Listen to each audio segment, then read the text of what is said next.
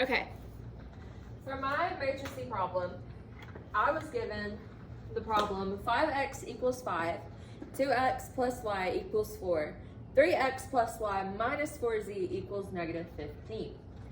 If I were to translate this into matrice form, I would have 5, 0, 0, 5, because we have 5 x's, 0 y's, 0 z's, and then our answer is 5.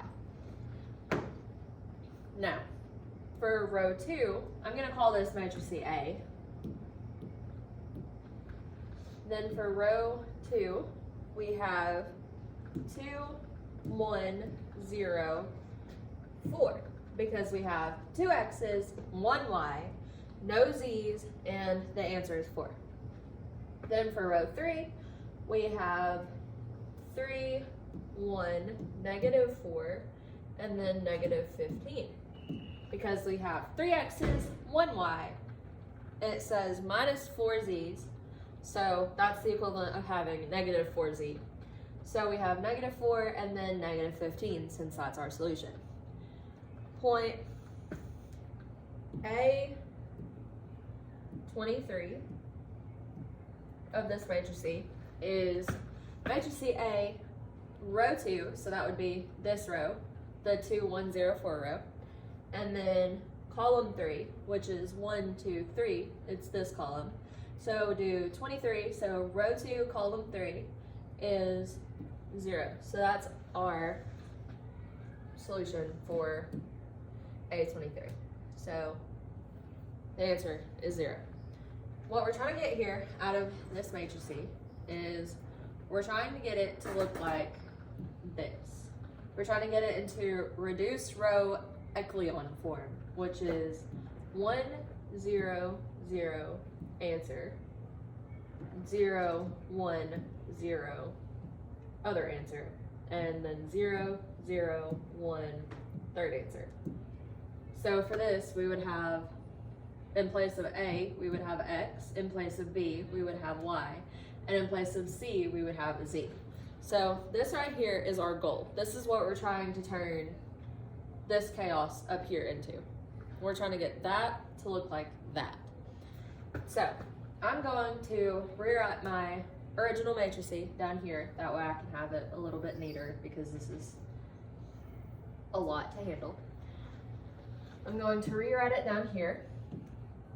We have matrix A equals, row 1 is 5, 0, 0, 5. Row 2 is 2, 1, 0, 4. Row 3 is 3, 1, negative 4, negative 15. All right, because we're trying to make it into the reduced echelon form, we're going to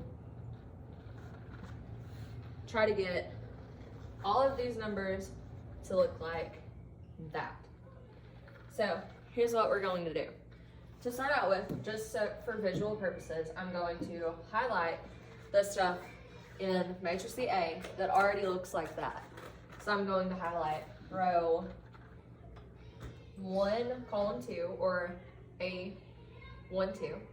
I'm going to highlight A13, A22, and A23, which means that all we have to change here is our 5, 2, 3, 1, and negative 4. So first I'm going to change this 5 up here, or A11, because I think it'll be easier once we get our X value, which will be, A or X, one of the two. So I'm gonna switch back over here to my pen, and I'm going to do 1/5 of row 1, and that'll be our new row 1. So we have 1/5 row 1 is now our new row 1. That is the equation for what we're going to do to our matrix. So in essence, we're just going to divide everything in row 1 by 5. So our new matrix is going to be 5 divided by 5 is 1. 0 divided by 5 is 0. 0 divided by 5 is still 0. And 5 divided by 5 is also 1. Since we're not altering row 2 or 3, I'm just going to move those over. So I have 2, 1, 0, 4, and then 3, 1, negative 4, and negative 15. So this is what matrix A looks like now. Since we're trying to get it to look like that, we just got one step closer. I'm gonna highlight again. I'm gonna highlight what all we have. So we have A11, A12, A13. So the entire row 1 now looks like that. Now we also have A22 done and A23. Now we just have to focus on getting our 2, our 3, our 1, and our negative 4 to look like that. So the next thing that we're going to try to do is we're going to try to turn this one into a 0, because I feel like that'll be the easiest thing to do now. In order to do that, we're going to do, I'm going to move this down. In order to do that, we're going to do row 2 minus row 3 becomes our new, if I can get this to erase,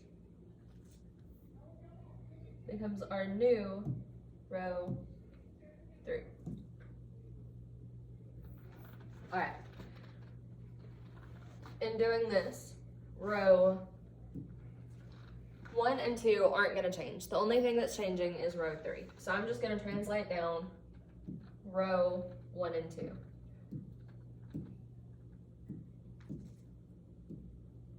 All right. Now, since we're trying to change row 3, I'm going to do what I just wrote out and subtract row 3 from row 2. So 2 minus 3 is negative 1. 1 minus 1 is 0. 0 minus negative 4 is 4, because minus a negative is the same as adding a positive.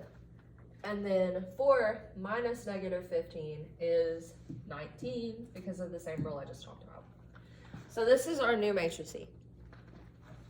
I'm going to highlight what all we have that's in reduced row echelon form. We have A11, A12, A13, A22, A23, and now we have A32. So this is our new matrix C so far. Now we have to try, the next thing I'm going to try to do is get this negative 1 here, and I'm going to try to turn that into a 0. So now what I'm going to do in order to get this is I'm going to look at this matrix C and try to figure out what I could possibly do in order to get that into a 0. So what I've decided to do is row 1 plus row 3 becomes our new row 3. All right, so in doing this, row 1 and 2 is still not going to change. So we're still going to have 1, 0, 0, 1, and 2, 1, 0, 4. All right, now we have to do row 1 and add that to row 3. So 1 plus negative 1 is 0. 0 plus 0 is 0. And 0 plus 4 is 4. And 1 plus 19 is 20. So this is our new matrix C A. I'm going to highlight what all we have in reduced echelon form. We have A1, 1, A1, 2, A2, 2, A2, 3, and now we have A3, 1, and A3, 2. So now the only numbers that we have left to try to solve are A22 and A33. No, A21, sorry. and A33, which is the 2 and the 4. We're trying to get this 4 to turn into a 1 and this 2 to turn into a 0. But the first number that I'm going to work on is the 4 because it just feels easier. So, in order to get this 4 to turn into a 1, I'm going to divide row 3 by 4.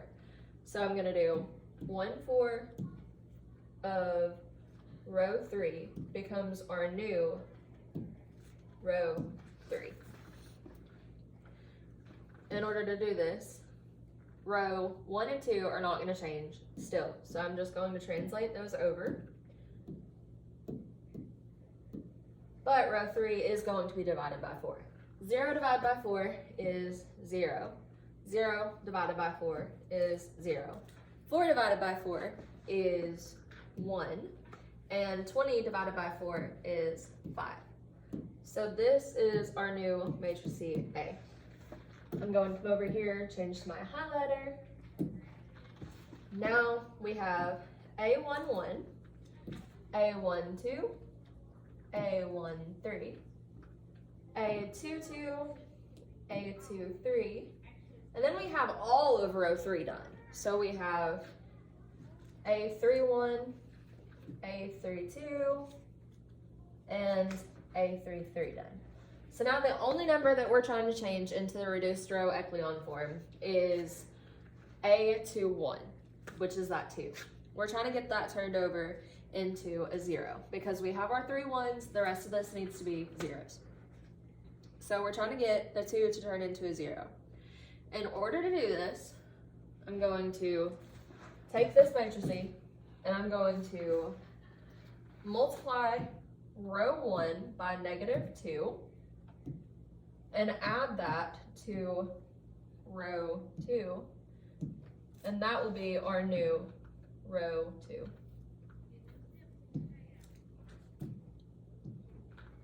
All right, so this is what we're going to try to do. So I'm going to translate over the rows that don't change, which is row 1 and 3. So we have 1, 0, 0, 1, and 0, 0, 1, 5. But row 2 is going to change. For starters, we're going to multiply row 1 by -2. This isn't going to be our new matrix C, but I'm just doing that for visual purposes. We're going to do 1 times -2 is -2. 0 times -2 is 0. And 0 times -2 is 0. And 1 times -2 is -2 again. I'm going to add this to what we already had for row 2, which is the 2, 1, 0, 4. So I'm going to bring that down. All right, so we're going to add those. And this will be our new row 2. So 2 and -2 is 0. 0 and 1 is 1. 0 and 0 is 0. And -2 and 4 is 2. So that's going to be our new row 2 for matrix A. 0, 1, 0, 2. And so this is in our reduced echelon form, however you say it. We have A11, A12, A13, and we also have A22, A21. No, that's backwards. This one's A21 and that one's A22. And then this one is A23. Then we also have A31, A32, and A33. So this is our new matrix in reduced echelon form. What this means, essentially, is that since, if you'll remember, back up at the top, we said that this one was X, this column is Y, and this column is Z, and that's our answer. That means that X is 1. Y is 2. And Z equals 5. This solution for what we got here is the point where the lines X, Y, and Z intersect in space. It's not on a graph because it's 3D form because of the Z, but intersect in the world or a 3D graph. this can be translated, since it is a point, we have to turn that into coordinates.